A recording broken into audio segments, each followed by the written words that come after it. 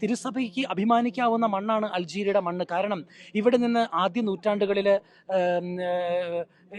അനേകം മാർപ്പാപ്പമാർ തന്നെ സഭയിൽ ഉദയം ചെയ്തിട്ടുണ്ട്. അതിൽ പ്രധാനമായിട്ടും ഓർത്തിരിക്കേണ്ട പേരെന്ന് പറയുന്നത് വിക്ടർ ഒന്നാമൻ മാർപ്പാപ്പയാണ്.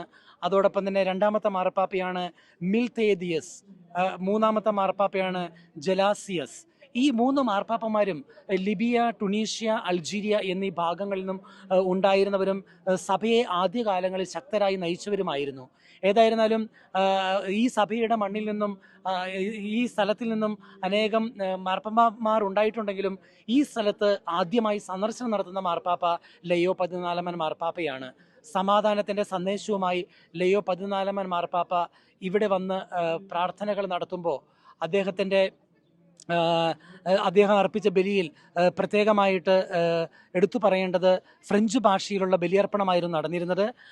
അതിൽ അറബി, ഫ്രഞ്ച്, ആഫ്രിക്കൻ എന്നീ ഭാഷകളിലുള്ള പ്രാർത്ഥനകളും പാട്ടുകളുമൊക്കെ ഉണ്ടായിരുന്നു. ഏതായിരുന്നാലും ആദിമ ക്രൈസ്തവ സമൂഹം ഒരു മനസ്സോടുകൂടി ആരാധന അർപ്പിക്കുകയും ജീവിക്കുകയും ചെയ്തു എന്നുള്ള അപ്പസ്തോല പ്രവർത്തനത്തിലെ 4-ാം അധ്യായത്തിലെ തിരുവചന ഭാഗങ്ങളാണ് ആദ്യമേ തന്നെ അവർ എടുത്ത് ബലിയിൽ വായിച്ചത്.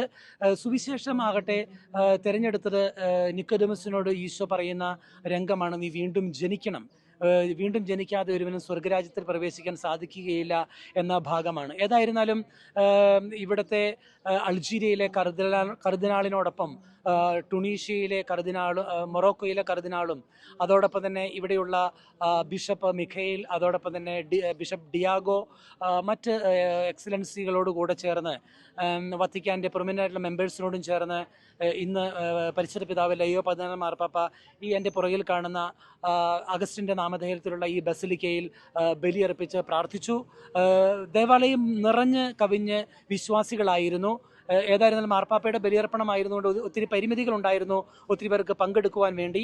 ഏതായിരുന്നാലും ഇവിടെയുള്ള വൈദികരും അതോടൊപ്പം തന്നെ little sisters of the poor എന്ന് പറഞ്ഞ കമ്മ്യൂണിറ്റി സിസ്റ്റേഴ്സും അൽമായരും മറ്റ് മതത്തിൽപ്പെട്ട വ്യക്തികളുമൊക്കെ ഈ ബലിയിൽ പങ്കെടുത്ത് വലിയ സന്തോഷത്തോടു കൂടി തന്നെയാണ്, വലിയൊരു ആഹ്ലാദത്തോടു കൂടിയാണ് മടങ്ങിപ്പോയിരിക്കുന്നത്.